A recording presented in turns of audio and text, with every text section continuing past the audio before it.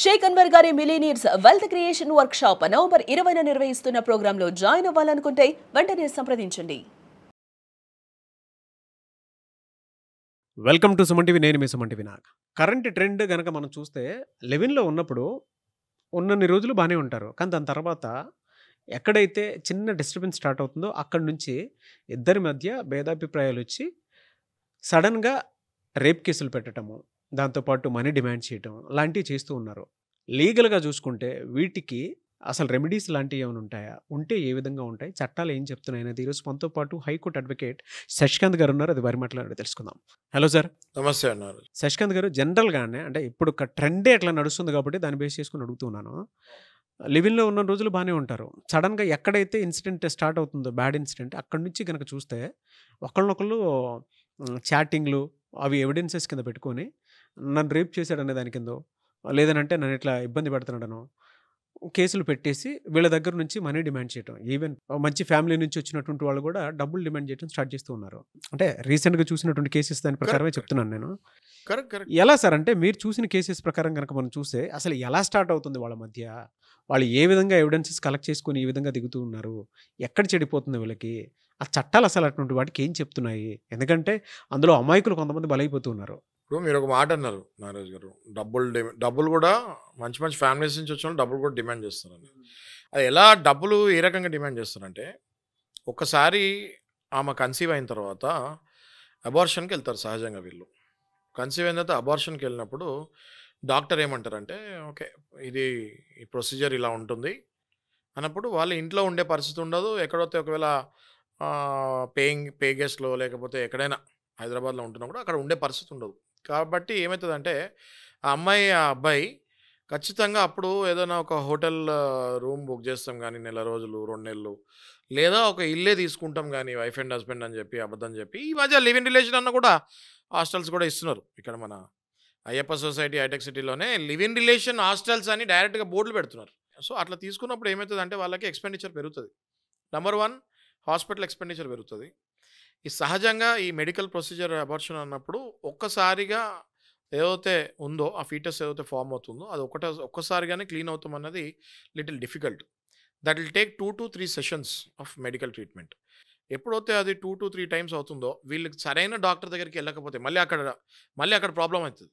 సరైన డాక్టర్ దగ్గరికి వెళ్ళకపోతే అంటే భయపడి వీళ్ళు ఏదో కొంచెం అన్రెప్యూటెడ్ డాక్టర్ దగ్గరికి వెళ్దాము, లేకపోతే నాట్ సో ఫెమిలియర్ హాస్పిటల్స్కి వెళ్దాము అని అప్పుడే ప్రాక్టీస్ మొదలుపెట్టిన డాక్టర్స్ దగ్గరికి వెళ్తే మాత్రం వాళ్ళకి అంతగా ప్రాక్టీస్ అవగాహన లేకపోతే ఖచ్చితంగా ఈ 2 to 3 times abortion cleaning section ఏదైతే ఉంటుందో దాంట్లో ఇన్ఫెక్షన్స్ రియాక్షన్స్ క్రియేట్ అవుతున్నాయి.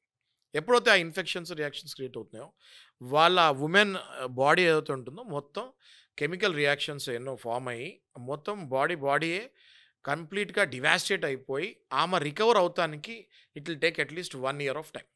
Bear minimum time it will take 1 year of time. ఇప్పుడు వీళ్ళు ఎంత మంచి ఫ్యామిలీ నుంచి వచ్చినా కూడా ఈ 1 year of expenditures, medical expenditures, mental trauma, job పోగొట్టుకుంటాము, ఇవన్నీ ఏదైతే లాస్ ఉంటుందో ఇప్పుడు సహజంగా అయితే ఇంట్లో అడగాలి. ఏమని అడుగుతారు ఇంట్లో?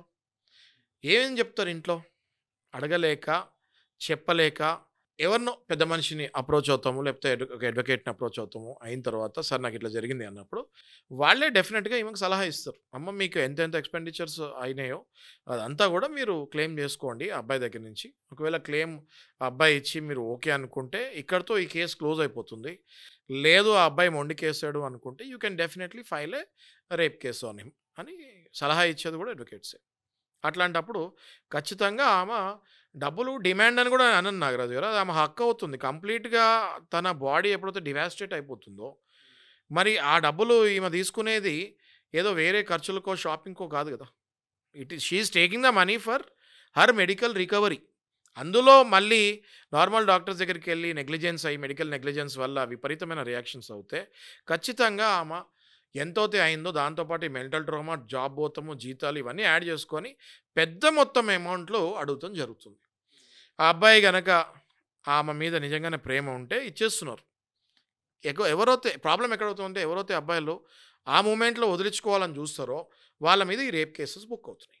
కొన్నిసార్లు అబ్బాయి అన్ని రకాలుగా బాగున్నా కూడా, అన్ని సపోర్ట్ ఇచ్చినా కూడా ఉల్టా కేసెస్ పడుతున్నటువంటి సందర్భాలు చూస్తూ ఉన్నాం మనం.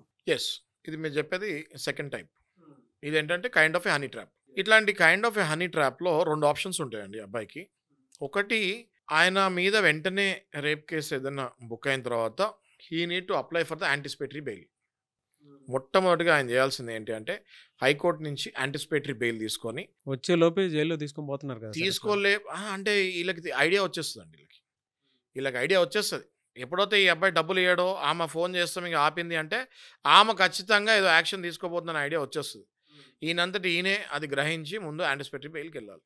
సరే, మీరు అన్నట్టు ఆ బెయిల్ వచ్చే లోపే తీసుకొని వెళ్ళిపోతున్నారు అనుకుంటే ఈయన లోపలికి వెళ్తే ఇమీడియట్గా ఎవరి త్రూ బెయిల్ అప్లై చేయాలన్నది ముందే ఇంట్లో కూడా చెప్పాలి, తప్పదు. ఇంకా అడ్వకేట్కి కూడా చెప్పాలి. చాలామంది ఏం చేస్తారంటే నాగరాజు గారు, చాలా లూప్ హోల్స్ ఉంటాయి కొన్ని. ఇంకా చాలామంది ఏం చేస్తారంటే they are immediately changing their house. అంటే అసలు దొరకకుండా ముందే కేసు పెట్టకపోయినా ముందే వాళ్ళు ఇల్లు షిఫ్ట్ అయిపోతున్నారు. అది కూడా ఒక రకంగా కరెక్టే, smart move. That is also smart move. Abscond అవుతున్నారు. నేను దాన్ని సపోర్ట్ చేస్తాను ఖచ్చితంగా. ఎందుకంటే ఇక్కడ ఈ అబ్బాయిది తప్పు లేదు, ఆ అమ్మాయిదే తప్పు ఉంది, హనీ ట్రాప్ కిందకి వెళ్తుంది. ఇప్పుడు ఈ అమ్మాయి వెళ్ళి పోలీస్ స్టేషన్లో ఏది చెప్పినా పోలీసు వాళ్ళు నమ్మే పరిస్థితిలో ఉండాలి. ఎందుకంటే ఒక ఫీమేల్ వచ్చి చెప్పినప్పుడు ఖచ్చితంగా ఇంపార్టెన్స్ ఇవ్వాలి. అట్లాంటప్పుడు ఈయన ఎక్కడైతే రెగ్యులర్గా ఉంటాడో అక్కడే ఉంటే వచ్చి అరెస్ట్ చేసి తీసుకుపోతారు. నీకు ఏదైనా అనుమానం ఉండి ఆ అమ్మాయిని హనీ ట్రాప్ చేసినందుకు వెంటనే you have to move your house to somewhere else.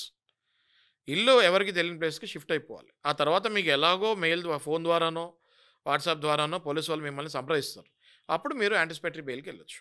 Anyways, thank you అన్న. Thank you so much Shashikant గారు.